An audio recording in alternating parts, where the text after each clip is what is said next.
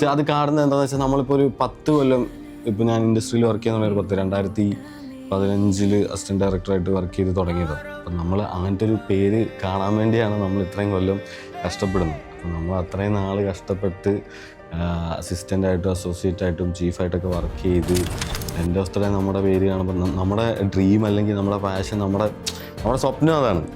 ഉറപ്പായിട്ട് നമ്മുടെ സ്വപ്നം സ്ക്രീനിൽ കാണുമ്പം നമുക്ക് എന്താണ് ഭയങ്കര ഇമോഷണലി നമ്മുടെ കണ്ണ് നിറഞ്ഞു പോകും. 48 ഡേയ്സ് ഷൂട്ട് ചെയ്ത് എഫേർട്ട് ഇട്ട് ഇപ്പം ആസിഫിക്കാനെ സംബന്ധിച്ച് ആസിഫിക്ക ആ സിനിമയ്ക്ക് വേണ്ടി ഒരുപാട് എഫേർട്ട് ഇട്ടിട്ടുണ്ട്. അപ്പോൾ ആസിഫിക്കയുടെ മുടി വരെ ആസിഫിക്ക സിനിമയ്ക്ക് വേണ്ടി ദാനം ചെയ്തതാണ്. അപ്പോൾ ഇപ്പോൾ ഓക്കെയാണ്.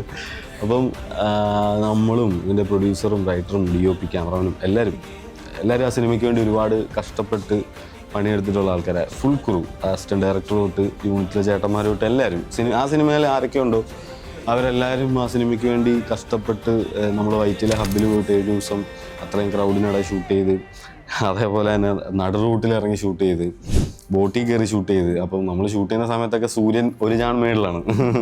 അപ്പോൾ അങ്ങനെ കഷ്ടപ്പെട്ട് അതിൻ്റെ ഒരു ഔട്ട് കണ്ട് അത് സ്ക്രീനിൽ കണ്ട് കഴിയുമ്പോൾ നമുക്കൊരു ഇമോഷനാണ് നമുക്ക് ഉണ്ടാകുക. നമുക്ക് ഉറപ്പായിട്ടും കണ്ടില്ല, ആ വീഡിയോയിൽ കണ്ടല്ലോ, അത് നമുക്ക് സങ്കടം വന്നു പോകും.